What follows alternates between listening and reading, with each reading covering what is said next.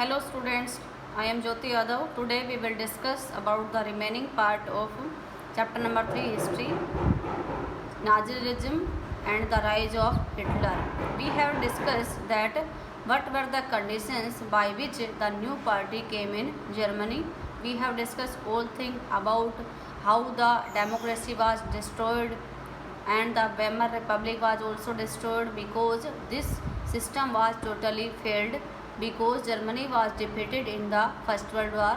So now the new party came arose and was trying to getting the powers in Germany, and that was the Nazi party. And after arising the party, the Nazism party was reconstruct the country. So in this video we will discuss about the reconstruction work, means reconstruction of democracy or reconstruct of Germany we will discuss. So let us start.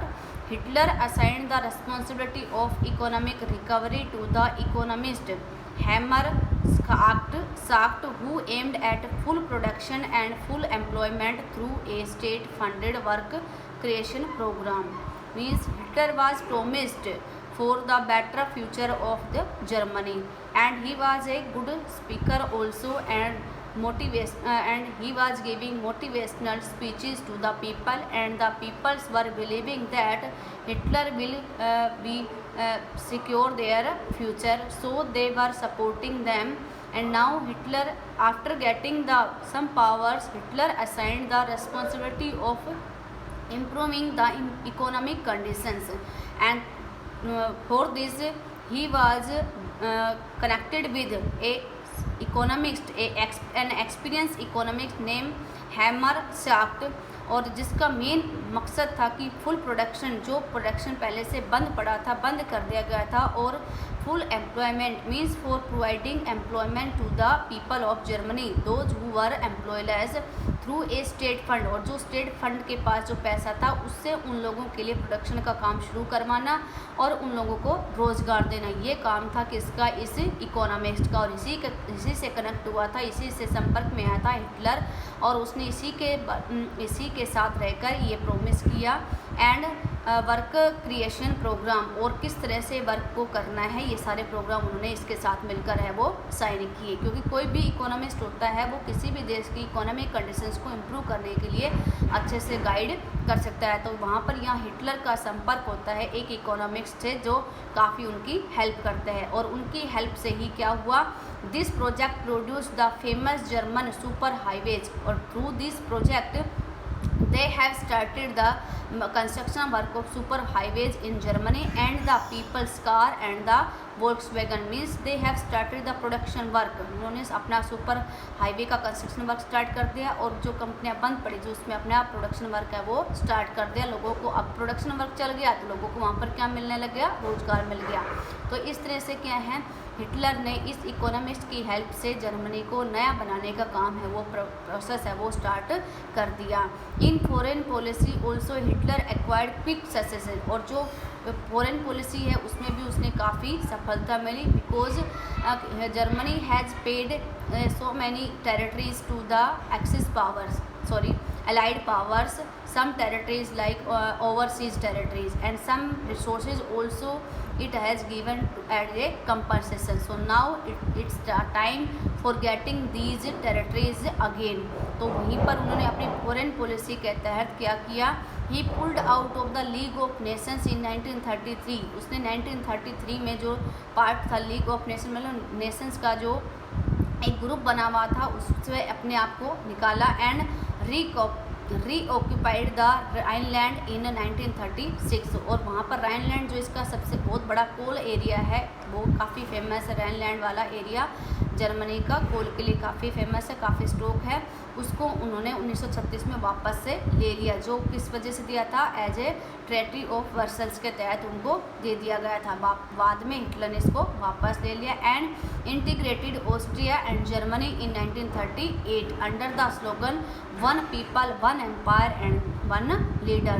और बाद में Austria को भी, जो कि किसका part था, Germany का। आप अपनी बुक में मैप में देख सकते हो ऑस्ट्रिया किसका पार्ट है, जर्मनी का। लेकिन उस समय as the defeating of first world war it was given to the other countries, it was under the control of the other countries allied powers, but now in 1936 Hitler gained it again and merged in Germany in 1938। और उन्होंने किस slogan के तहत दिया कि one people, एक ही व्यक्ति है, एंड वन एम्पायर, उसका एक ही एम्पायर है, एंड वन लीडर, उसका क्या होगा, एक ही लीडर है। कि मतलब मैं ही हिटलर हूँ, मैं ही पीपल हूँ, मेरा ही एक एम्पायर है, मैं ही इसका लीडर हूँ। और इसके तहत उसने ऑस्ट्रिया और जर्मनी को क्या कर दिया, एक कर दिया इन 1938 में।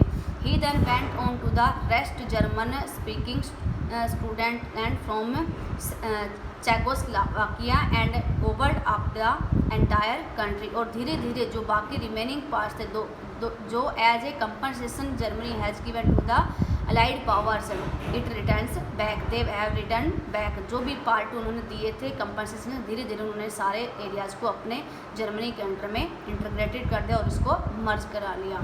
इन all of this he had the unspoken support of England. और इसके लिए उनको सपोर्ट किससे मिला, इंग्लैंड से, which has considered the versus verdict to hers, जो काफ़ी पहले से ही परेशान, क्योंकि इंग्लैंड भी इसी के तहत क्या था, कंपनसेशन दे चुका था। तो इसलिए दोनों कंट्री क्या हो गए थे, अब एक हो गए थे। These quick successes at home and abroad seem to reverse the density of the country। और इससे देश का एक नया भाग्य है वो तैयार हुआ, एक देश का नया फ्यूचर है वो तैयार हो रहा था। Hitler did not stop here, लेकिन वो यहीं तक स्टॉप नहीं हुआ, उसने बहुत कुछ किया आगे भी। देखो, Schacht had advice, Schacht means was a economist, advice Hitler against investing hugely in rearmament as the state still ran on deficit finances. और उस इकोनॉमिक्स ने हिटलर को गाइड किया that he should invest in the hugely areas का जो resources का stock था उसमें क्या किया जाए, इन्वेस्ट किया जाए। For increasing the financing condition, for improving the financing condition of Germany. क्योंकि जब तक इन्वेस्ट नहीं होगा किसी भी एरिया में, किसी भी रिसोर्सेज के ऊपर, तब तक देश डेवलप नहीं करेगा। तो उन्होंने इसको गाइड किया। And courteous people, how means large people, however had no place in Nazi Germany. बहुत सारे लोग थे जिनको अभी भी जर्मनी के अंदर कोई प्लेस नहीं मिला था। नाजी लोग थे जो, क्योंकि काफ़ी लोग सपोर्ट कर रहे थे, कुछ लोग इसको सपोर्ट भी नहीं कर रहे थे। तो शाक्ट हैड टू लीव, और शाक्ट वहाँ से चले गए। Hitler choose war as the way out of the approaching. और इसकी वजह से क्या हुआ, इकोनॉमिक क्राइसिस, और इसी युद्ध की वजह से क्या है, ये इकोनॉमिक कंडीशंस है वो आई थी।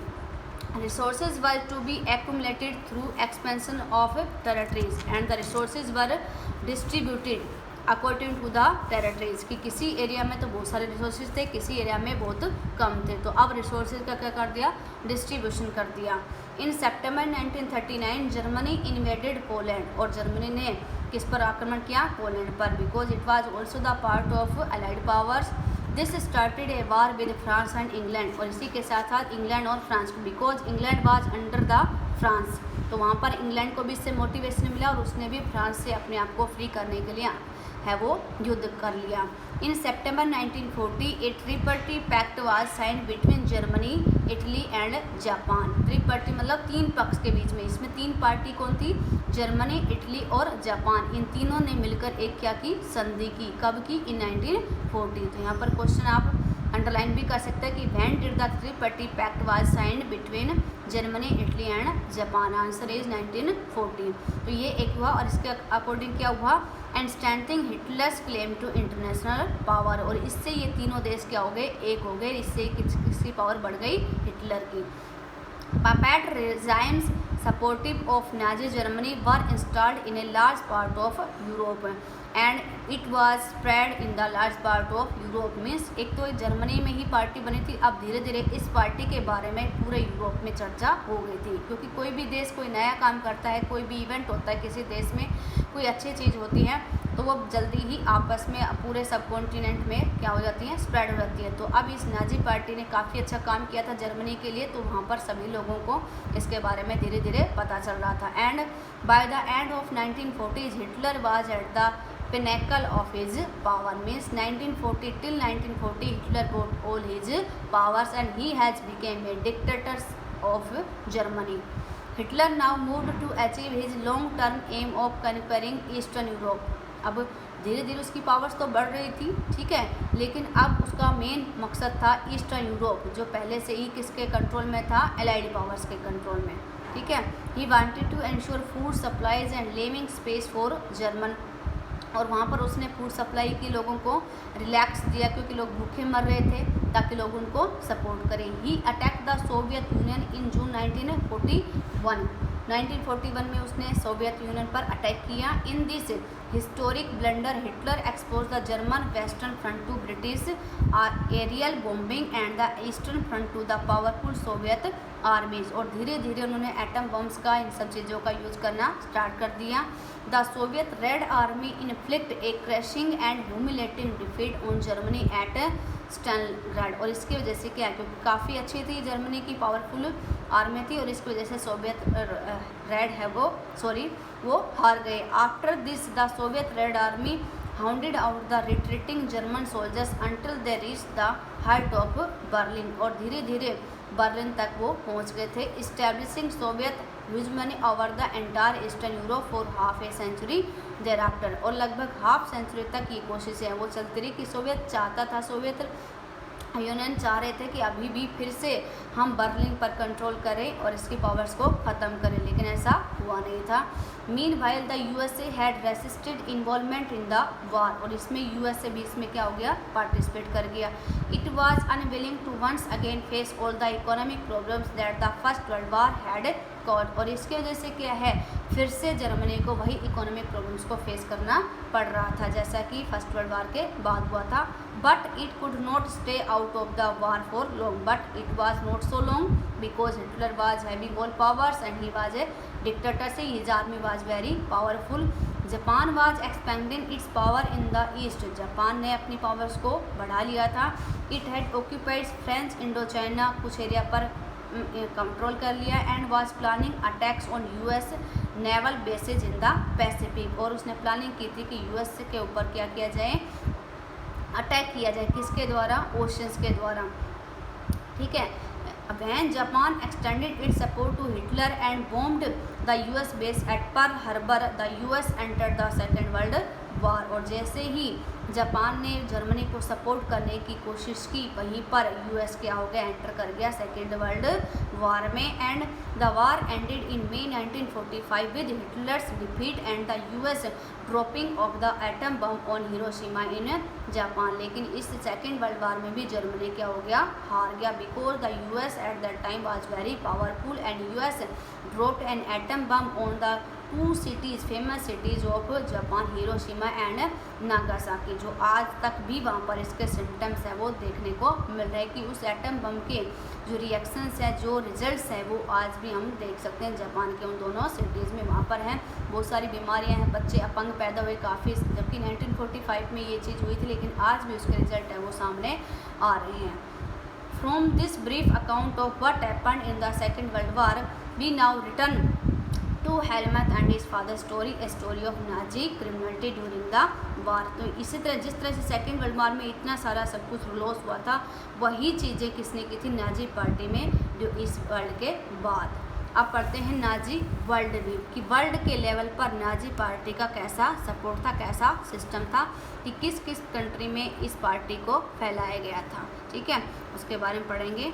The crimes that Nazis committed were linked to a system of belief and a set of practices. Means जो भी क्राइम्स नाजी पार्टी ने किए थे, क्राइम्स क्यों किए थे, because those who are not supporting the Nazi party were killing them restlessly, means बहुत बुरी तरह से उनको मार रहे थे। उनका ये था, क्योंकि डिक्टेटरशिप में क्या होता है कि अगर कोई सपोर्ट करता है तो सारी पावर्स उसी के अकॉर्डिंग, सारे रूल्स एक व्यक्ति ही सारे डिसीजंस लेता है। अगर कोई उसको सपोर्ट नहीं करता है तो या तो उसको बाहर निकाला जाता है या फिर उसको मार दिया जाता है। तो इस तरह से बहुत सारे क्राइम्स है वो नाजी पार्टी ने किए थे।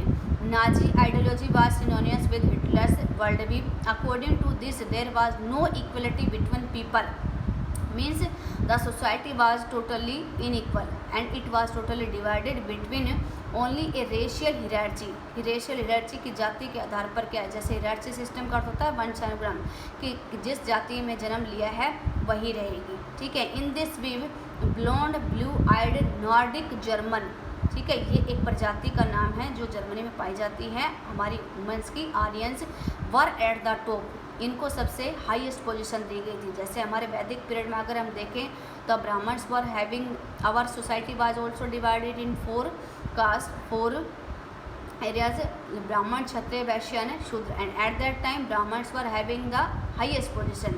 But in Germany these these species of women were having the all powers, were having the top position. Second, while Jews were located at the lowest rank, लेकिन जो Jews थे मतलब जो Christians थे उनको सबसे लोवेस्ट पोजीशन दी गई थी, मतलब उनकी कोई वैल्यू समाज में नहीं थी। अगर वो अपना धर्म परिवर्तन कर लेते, नाजी पार्टी का मेंबर बन जाते, नाजी के रूल्स फॉलो करते, ठीक है, तो वो उनको सपोर्ट करते थे। लेकिन जो नहीं करते थे उनको मार दिया जाता था, उनको शहर से बाहर निकाल दिया जाता था। They came to be regarded as an anti race, उनको जाति से बाहर कर देते थे। The arch enemies of the Aryans, और उनको हम लोगों का नाजी पार्टी के लोग थे उनका दुश्मन है वो समझा जाता था। All other coloured peoples were placed in between, बाकी जो बच गए सबसे टॉप पर और सबसे लोअर, बाकी जो बच गए उनको बीच का रेशो था कि उनके ऊपर था कि वो अपनी इसको चेंज कर सकते थे। External features, Hitler's racism borrowed from thinkers like Charles Darwin and Herbert Spencer. Herbert Spencer और चार्ल्स डार्विन दो बहुत बड़े जोग्राफिस्ट थे, ठीक है। Darwin was a natural scientist who tried to explain the creation of plants and animals through the concept of evolution and natural selection, कि Darwin का ये मत था कि जो मनुष्य है वो कैसे बनता है, क्रिएशन होती है प्लांट्स और एनिमल्स की, और उसी के अकॉर्डिंग हमारा नेचुरल प्रोसेस है वो चलता है, और उसी के अकॉर्डिंग हम अपना काम करते हैं। लेकिन हर्बर्ट स्पेंसर ने क्या कहा था, Herbert Spencer later added the idea of survival of the fittest, कि जो व्यक्ति इन्वायरमेंट के साथ फिट रह जाता है, मतलब अपने आप को अडॉप्ट कर लेता है, वो यहाँ पर जीवित रह सकता है। कि जैसा हमारे सामने इन्वायरमेंट है, अगर हम उसके अकॉर्डिंग ढल जाते हैं तो हम जिंदा रह जाते हैं, अगर हम उसको अडॉप्ट नहीं कर सकते तो हम मर जाते हैं। तो वही चीज़ें उस समय समाज में थी कि अगर हम नाजी पार्टी को सपोर्ट करेंगे तो जिंदा रहेंगे, और अगर नहीं करेंगे तो उसको मार दिया जाएगा। According to this idea, only those species survived on Earth that could adapt themselves to changing climatic conditions. According to at that time, the Nazi party was same thing, कि नाजी पार्टी को support करने वाले थे वो जिंदा थे। We should bear in mind that Darwin never advocated human intervention in what he brought was a purely natural process of selection. However, his ideas were used by racist thinkers and politicians, और इसी thought को किसने अपनाया, Hitler ने। The Nazi arguments was simple, the strongest race would survive and the weak ones would perish, कि जो stronger होंगे वो क्या करेंगे, सर्वाइव कर जाएंगे, और जो वीक होंगे उनको ख़त्म कर दिया जाएगा। यही होता है हमारे समाज में। The Aryan race was the finest, it had to retain its purity, become stronger and dominate the world, और इसके लिए ये कोशिश करे कि वो पूरे संसार पर कंट्रोल कर सके। The other aspect of Hitler's ideology related to the geopolitical concept of Luxembourg और लिविंग स्पेस, के जिसके पास जितना एरिया स्पेस है रहने के लिए वो उस पर ही कंट्रोल करेगा।